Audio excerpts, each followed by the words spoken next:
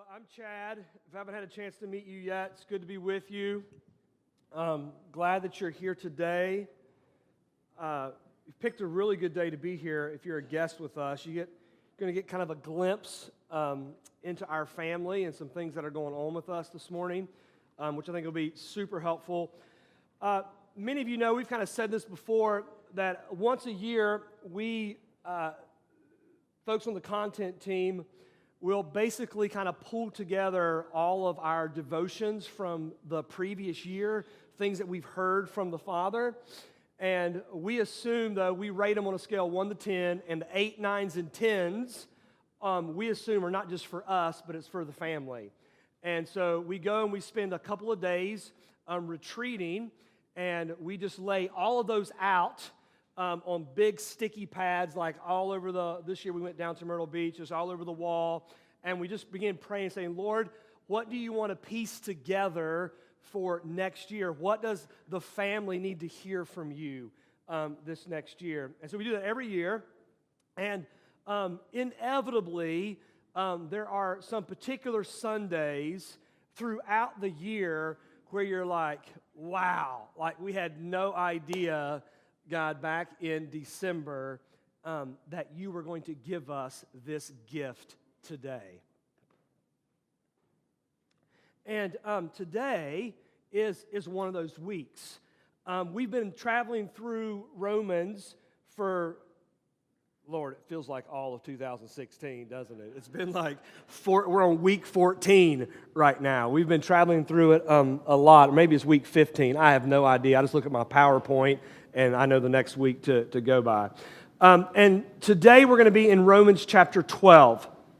And in Romans chapter 12, Paul is speaking to the Christians in Rome. And remember, the theme that we've been fighting for the last 14 weeks is looking at this battle that's always waging within our lives as followers of Jesus. Am I going to live as if Jesus really rose from the dead? Or am I going to fall into the temptation of the world and to live as if resurrection hasn't happened? Okay? That's a battle we all face in our lives. I face it every day. You face it every day. It's simply, am I living as if my citizenship is still here in the world, as if Jesus has not overcome? Or am I living in such a way that my citizenship resides in heaven, where all things are made new, and I'm a reflection of that and a missionary to that particular movement, right? And so that's the battle that we have waging inside of us. And we've looked at Romans over the last several weeks, where Paul's saying this is what it looks like to live a resurrected life. And today in chapter 12, Paul talks about that our spiritual act of worship, right? That we're to be a living sacrifice. And we're not to be conformed by the world, but we're to renew our minds. In other words, that our minds should be shifted, that we think through the lens of how heaven operates, how Jesus' kingdom operates, not the way the world operates. And that the more that I am following after Christ, the more that I'm involved in a relationship with the Father, the more my mind is being renewed, that God is changing. In other words, He's brainwashing us. We all need a good brainwashing. You need your brain washed, right? I need my brain washed with the gospel. And the longer that I walk with the Lord, the more He washes my mind to look more like His. Paul says you're to renew your mind, present yourselves as a living sacrifice, and then moves into a conversation that says this: you are a part of the body, that we are the body of Christ. And the body has many members. In other words, they're all different parts to the body, and we all have a particular function within that. We all have a role to play. So in any given season of the family that we belong to, we all have a part to play. We all have a role to play. And one role is not more important than the other role. They're all significant because they all make up the body. And without you playing your role, the body's not complete. Without me playing my role, the body's not complete. And so our job in whatever way that we sense the Lord calling us to say, this is what my role is in this season. Okay? That's kind of what Paul's talking about today. I want to read the scripture, then I want to kind of jump in as to why that's so significant and important for us here this morning. All right, so Romans 12, we're going to start at verse 1. You may have, like me, you may have like the book with you today. You may have it on your phone. You may look up on the screen. I think those are only, unless you have a tablet or a laptop, those are probably your choices here this morning, okay? All right, here we go. I appeal to you, therefore, brothers, by the mercies of God. And let's just be completely clear that the mercies of God is that God has come to us in Jesus Christ. God Himself, the creator of the universe, who created us to be in perfect relationship with Him, and we chose to reject that relationship. We chose our own way. That God, in His mercies, chose to come back to us in Jesus. And in Jesus' death upon the cross, God walked to the other side of the tracks where we all live and got His hands dirty with the sin and the brokenness of your life. Everything in your life that is jacked up, right? That isn't, the things that are jacked up in your life, that's the fruit of the deeper issue. Okay? That's the fruit of the tree. The issue is the root. And God, in Jesus Christ, came and got into the root of the problem. And on the cross, He took care of it. That you and I would have forgiveness so that we could now come back to relationship with Him. God did that. Not me, not you. He did it through Jesus. Those are the mercies of God. Okay?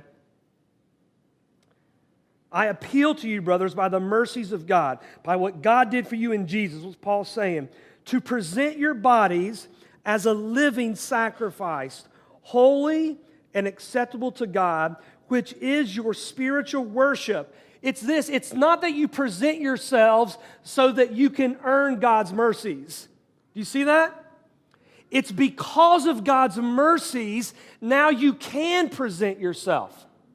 Right? Because of what God has done, now you can present yourself in response to all He's done for you.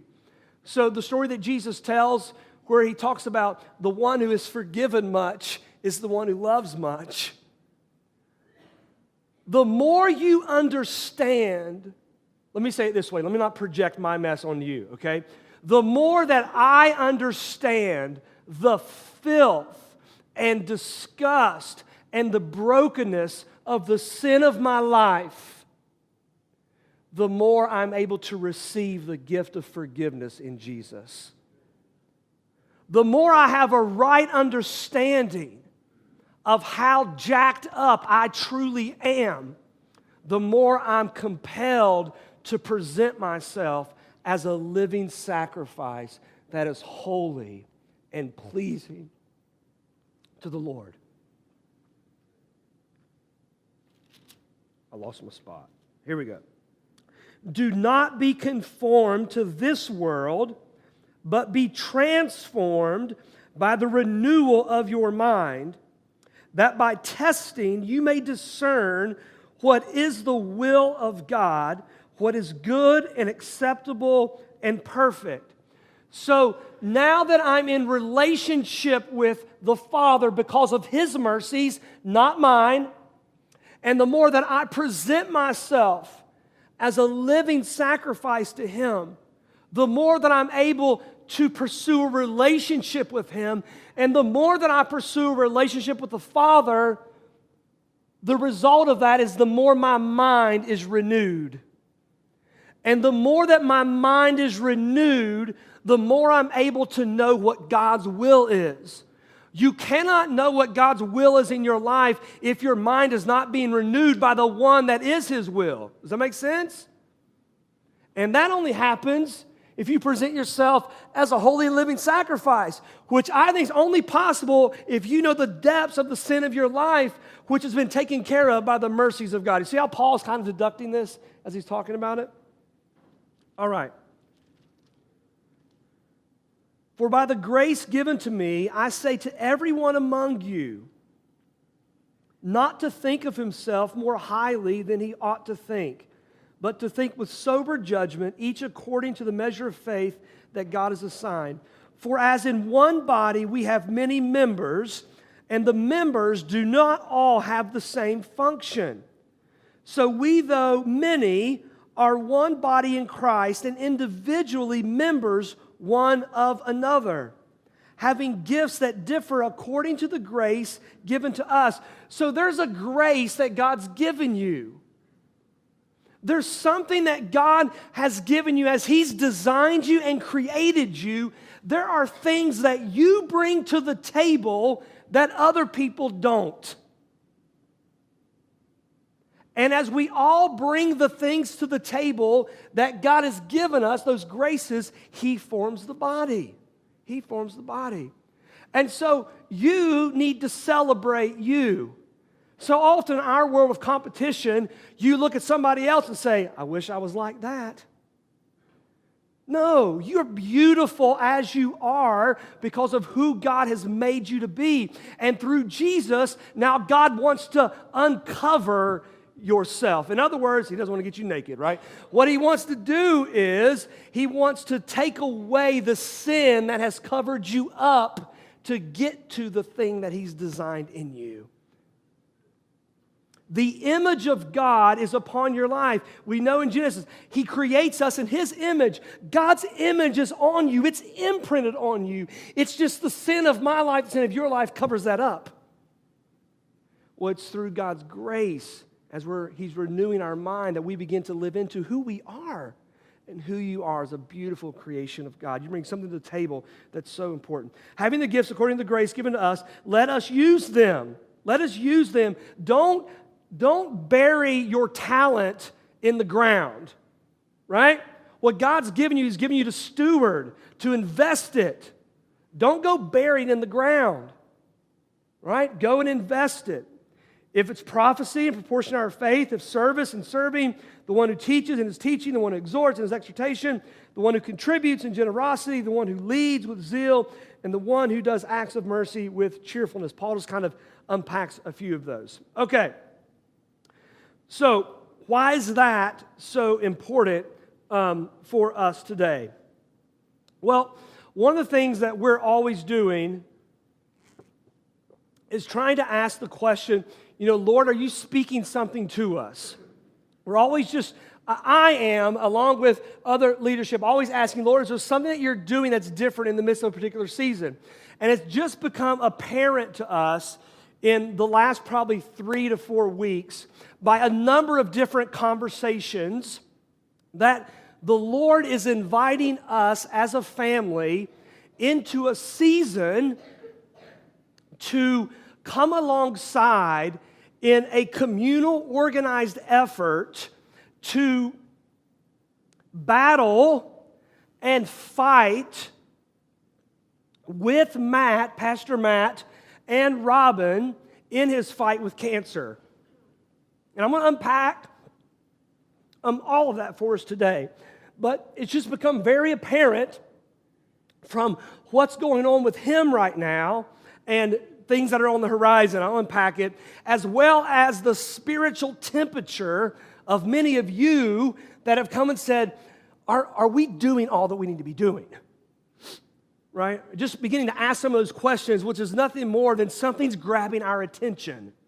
And so this week, we just spent some time praying through, discussing, discerning, saying, Lord, are you calling us into something? okay? This is what's grabbing our attention. Are you calling us into something? And we think the answer is yes within that, and we all have a role to play.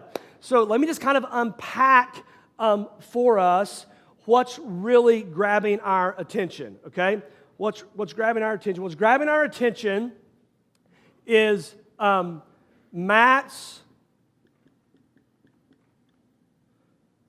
battle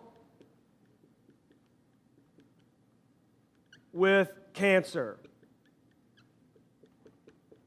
All right? So, Pastor Matt, if you're new with us, he leads worship. The guy was up here singing. He's got stage 4 melanoma, okay? Stage 4 melanoma. And there's been some developments with that in the past couple of weeks that kind of give us a picture of what's on the horizon. Now, what's really important in the midst as we observe what's going on is we do two things. Some of you may know the story of General James Stockdale, prisoner of war, Vietnam, and people asked him, how did you make it? Like, he made it. Like, how did you make it? He said, I was able to do a couple of things. He said, I noticed there were a lot of people around me that were prisoners of war with me, and every single day, they thought they were going to be rescued. They had unwavering hope in the future, but they never acknowledged the brutal facts that they were prisoners of war and they might not make it out. All right? Had unwavering hope, but they never acknowledged the brutal facts. He also said this, I also noticed there were people who thought they were going to die every single day and never thought they'd ever be rescued. That they acknowledged the brutal facts, but they had no unwavering hope in the future. And so they asked him, how did you do it? He said, I was able to acknowledge the brutal facts, but have unwavering hope into the future. So anytime we're dealing with something that grabs our attention that is perceived to be negative, for example, Pastor Matt has stage 4 melanoma and he's fighting for his life, that's not a good thing, right? We've got to do two things. We've got to acknowledge the brutal facts, but have unwavering hope in the future. Okay? You with me? All right. So that's what we want to observe today, all right? So I want to help us with that. All right, so here are the brutal facts, okay?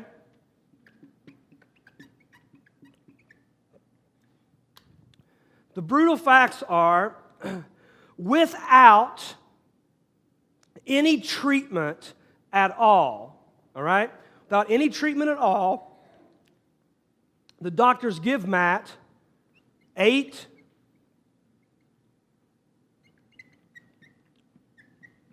to 10 months to live without any treatment, okay? Now, there's a combo drug that the doctors want Matt to take and to go on.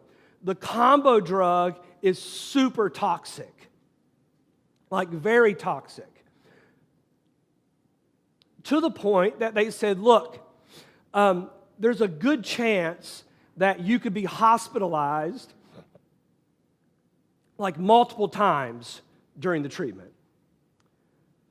We don't have much research with the combo drug other than there are some people who are still alive after 3 years. That's all they've got. It's a new drug with melanoma. And people have lived 3 years on it. But the combo drug could also do some real harm to your body. Like it could hurt other areas that could cause a whole bunch of other issues in your body that you have. Okay? And there's only a 40% chance that it'll even work at all in the midst of that. Okay? So, those are the brutal facts, right? Those are the brutal facts.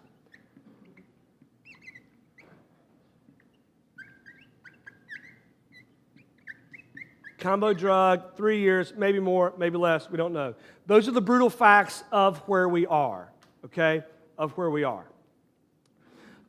Matt and Robin have decided that, oh, I just spelled, that says druss and not drug. Let me fix that. All right. That they're going to do the combo drug, which means that there is a battle that's in front of them, right? Like a huge battle, like maybe the culmination of this whole war is in front of them, all right? So, at the same time, though, we're not just people who acknowledge the brutal facts without unwavering hope in the future, right? Because the Lord has come to us in His mercies, okay? So, we also have unwavering hope.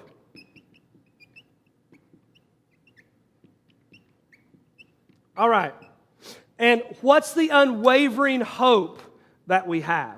Well, there's a couple of things, right? The unwavering hope that we have is that Matt belongs to Jesus' family.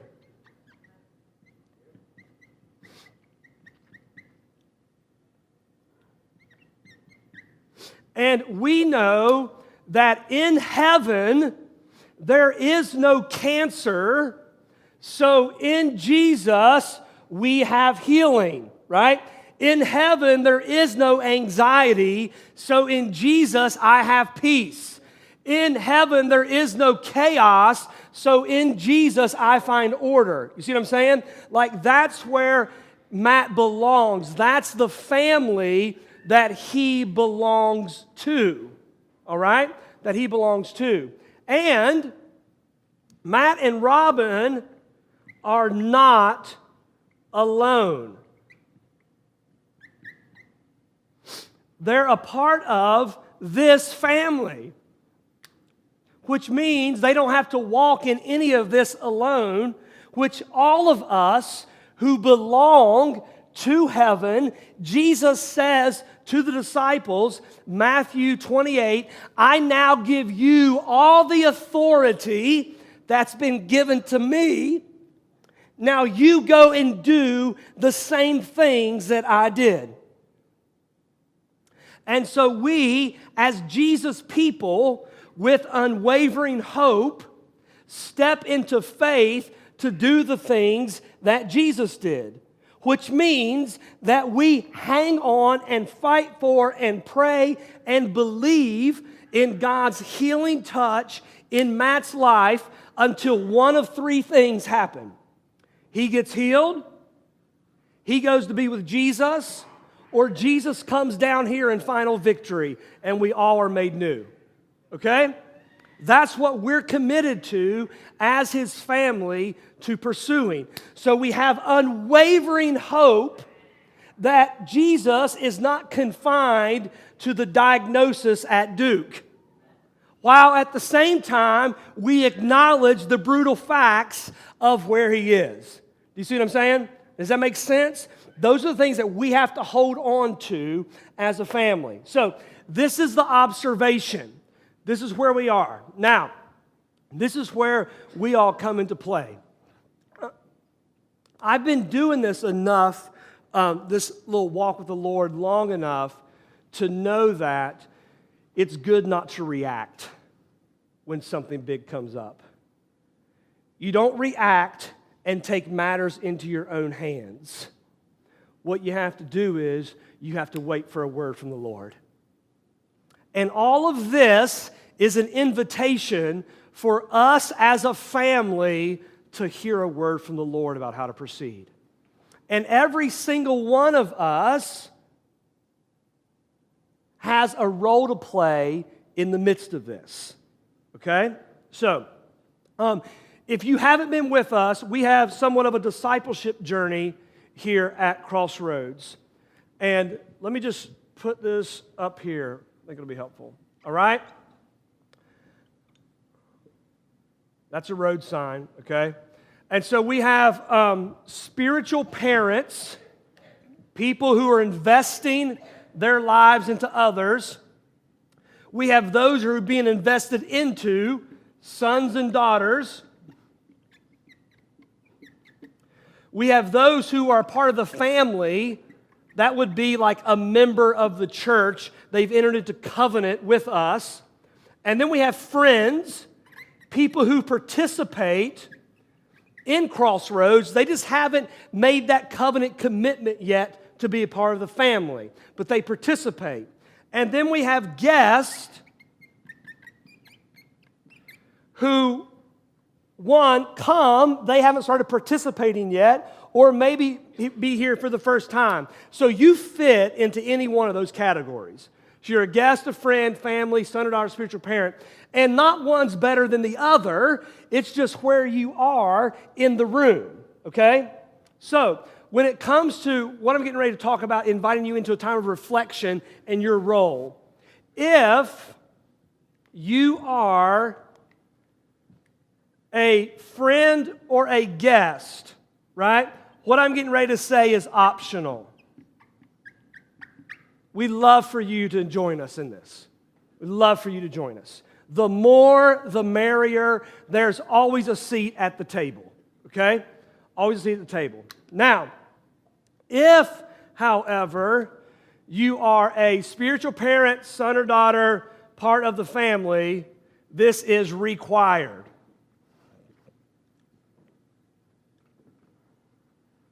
All right? It's required.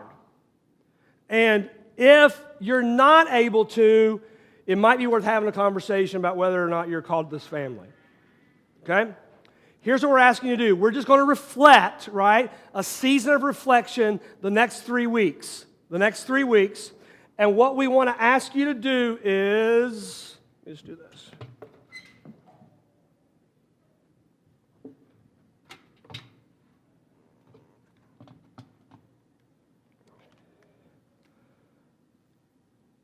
To pray,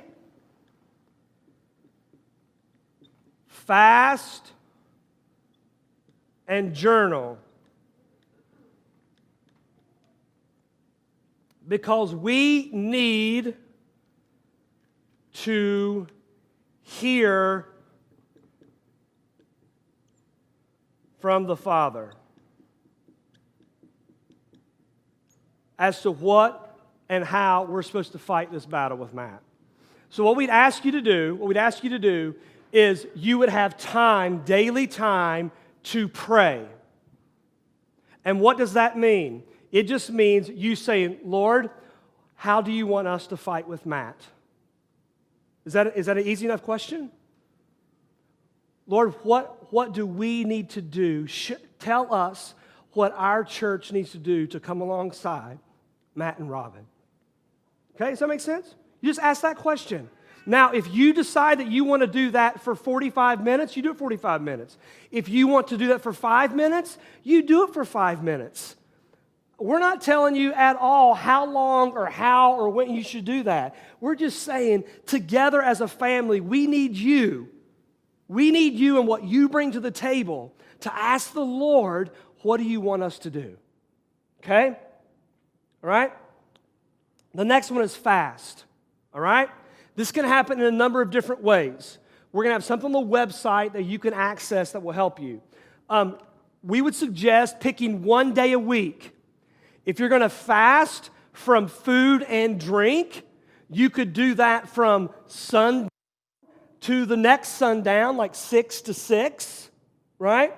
Maybe you're just going to fast from eating food. Maybe you're going to fast from eating meat. Maybe you're going to fast from the glass of wine that you would normally have at night. Maybe you're going to fast from social media, okay? Maybe you're going to fast from surfing on your phone. I mean, I don't know. What I'm saying is the sky's the limit. You get to choose how you want to fast, okay? How you want to fast. And when you're fasting, that's when you pray. Okay, you with me? So if I'm fasting from sundown to sundown, let's say from tonight at 6 to tomorrow at 6, I would normally eat an egg, and I make a mean egg sandwich in the morning, just let me tell you, right? I would normally do that in the morning. That means tomorrow morning, instead of making my egg sandwich, I'm going to spend some time praying. Lord, how are you calling us to fight with Matt? Okay? At lunchtime, which I would normally eat lunch, instead of eating, I would spend time praying. Lord, how are you calling us to fight with Matt? What do you want us to do as a family? Does that make sense? Okay? So, as you fast that one time a week, then you're praying. And then what we want you to do is to journal. And what we mean by that is just to write down what you think the Lord's telling you. Or write down whatever comes to mind when you're praying for Matt. You might not think it's from the Lord, but the reality is, if you're spending time praying for your brother Matt, what's to say every thought you're getting is not right from the Lord? All right? So you write it down. If you have words that come to mind, pictures, draw them, thoughts, anything. And then at the beginning of August, we're going to ask everybody who's participating in this with us just to send us what you got. Send us what you have. And our hope is that in the midst of that, it's the Father's war cry to us that we'll put it all together and say, now we're going to go fight. This is what it looks like. This is what we need from you. This is what the Father says we're to do. And then from there, we all get to choose and fill out what our role is in the midst of the season. We're putting everything else on hold for the fall to deal with this. And Matt and Robin are going to spend time also discerning, what do they need from us? What's the battle? What do they need? What do they need from us to help them fight? We'll put those two things together as August hits, and then get that out for everyone, and we can all figure out what our role is. Does that make sense? All right. Last thing before we sing, okay? And team, you guys can go ahead and come up here if you want. This is the picture. So there's a story in the Gospels where Jesus is at the home of Simon's mother-in-law's house. And it's plumb full of people. Like full. You can't even get in the door. And he's healing people, casting out demons. Everyone that comes into contact with him is experiencing restoration and reconciliation. And there are a group of friends, a buddy, that they believe with all of their heart, if we can just get our buddy at the feet of Jesus, that Jesus will heal him.